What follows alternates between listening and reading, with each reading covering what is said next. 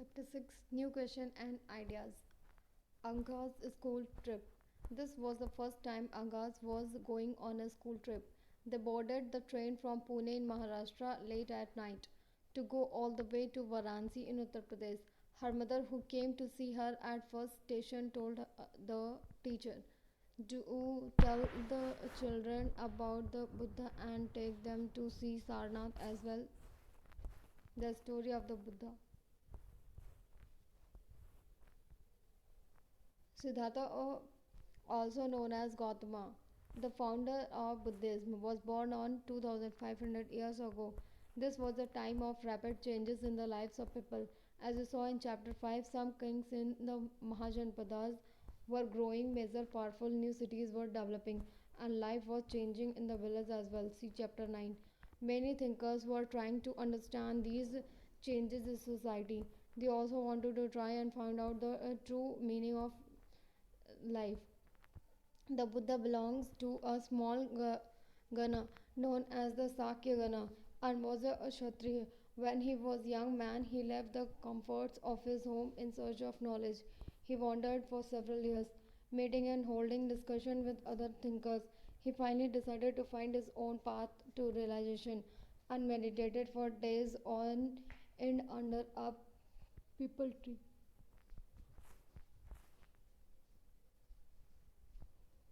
People tree at Bodh Gaya in Bihar, where he attained enlightenment. After that, he was known as the Buddha or the Wise One. He then went to Sarnath near Varanasi when he taught for the first time. He spent the rest of his life traveling on foot, going from place to place, teaching people till he passed away at Kushinara. The Buddha taught that life is full of suffering and happiness. This is caused because we have cravings and desires which often cannot be fulfilled. Sometimes, even if we get what we want, we are not satisfied, and what even more are what other things. The Buddha described this as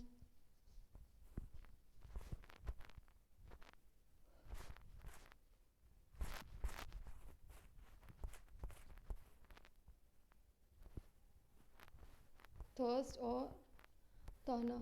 He taught that this constant carving could be removed by following moderations in everything. He also taught people to be kind and to respect the lives of others, including animals. He believed that the result of our action called karma, whether good or bad, affect us both in this life and the next.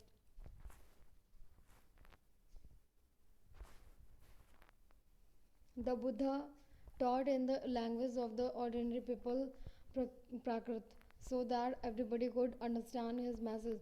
What was the language used to compose the Vedas? He also encouraged people to think for themselves rather than to simplify, accept what he said.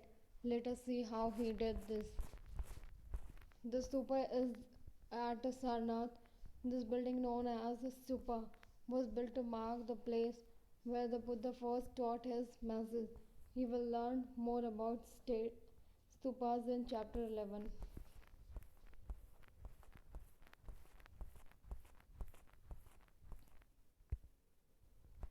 The story of Kisa Gautami. Here is a famous story about the Buddha. Once there was a woman named Kisa Gomati whose son had died. She was so sad that she roamed through the streets of the city carrying the child with her, asking for help to bring him back to life. A kind man took her to the Buddha. The Buddha said, "Bring me a handful of mustard seeds, and I will bring your child back to life." Uh, Kisa Gautami was overjoyed and started off at once, but the Buddha gently stopped her and added, "The seeds must come from the house of a family where nobody has died." Kisa Gautami went from door to door, but wherever she went, she found out that someone or the other, father, mother, sister, brother, husband, wife, child, uncle, aunt, grandfather, grandmother, had died. What was the Buddha trying to teach the sorrowing mother? Upanishad. Around the time that the Buddha were preaching, and perhaps a little earlier, other thinkers also tried to find answer to difficult questions. Some of them wanted to know about life after death. Others wanted to know why sacrifices should be performed. Many of these thinkers felt that there was something permanent in the universe that would last even after death. They described this as the Atman or the individual soul and the Brahmans and the universal soul. They believed that ultimately both and the Atman and the Brahman were one.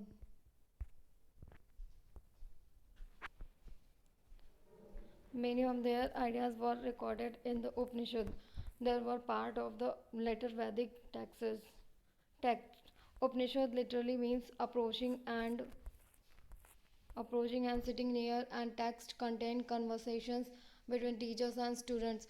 Often ideas were presented through simple dialogues.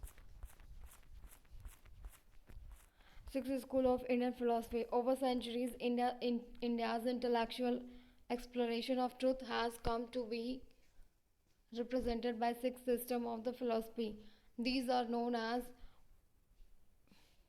Visheshika, Nyaya, Samkhya, Yoga, Parva, Mimamsa, and Vedanta are Uttara Mimamsa.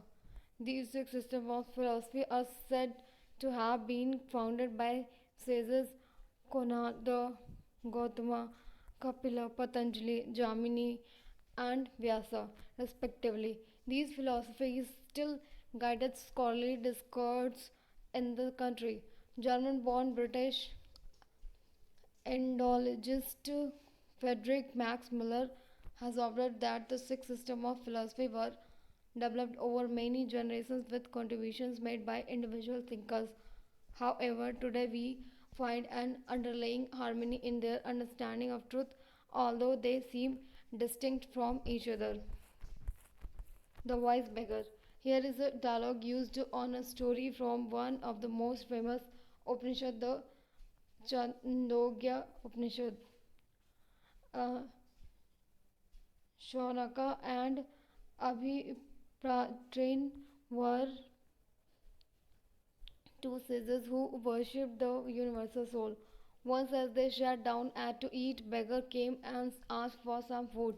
We cannot spare anything for you, uh, Shankar said. Learn, sir, whom do you worship? The beggar asked.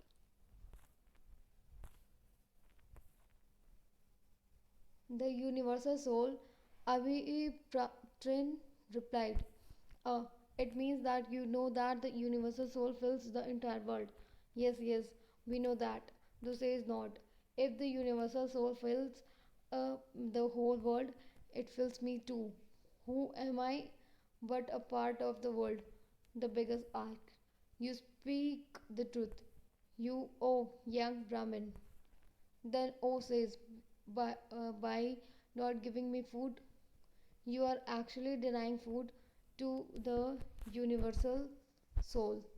The sage realized the truth of what the beggar said and shared their food with him. How did the beggar convince the sage to share their food with him?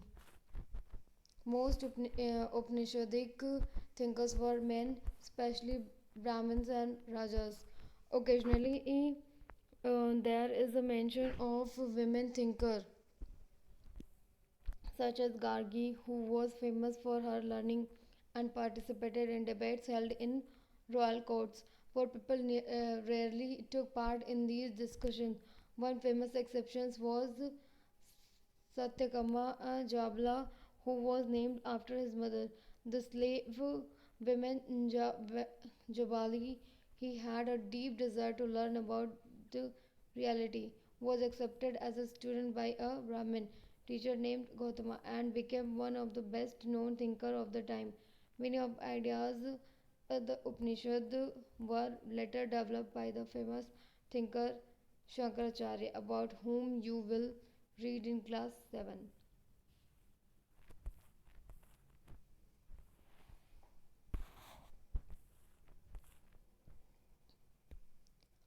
Panini the grammarian. This was also the time when other scholars were at work.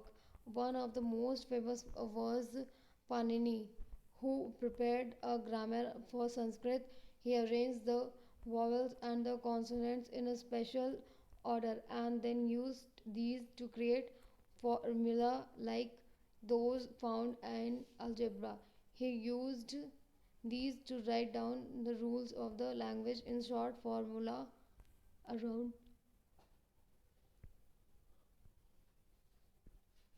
around 3000 of them.